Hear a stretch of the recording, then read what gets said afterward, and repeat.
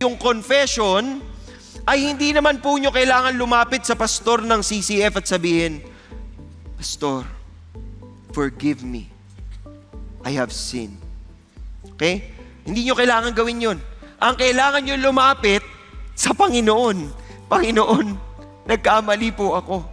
Panginoon, patawarin po ninyo ako, nagkamali ako. And you are exhaling.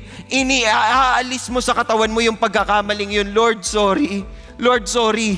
Hindi tama tong ginawa ko. Patawarin po ninyo ako. At syempre, kung may maling ginawa ka sa ibang tao, hindi lang kay Lord ka magsosorry. Kunyari, sinabihan mo yung kamag-anak mo, stupido ka, o minura mo siya, di ba? Kung ano man masakit na salitang sinabi mo.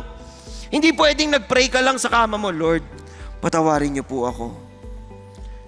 In Jesus' name, amen. Tapos, haharap ka ulit dun sa kapamilya mo, parang wala lang. Hindi pwede. Dapat kung humingi ka ng tawad sa Panginoon, ganun din, aayusin mo rin yung relasyon mo dun sa kabilang tao. Pasensya ka na sa init ng ulo ko, ha?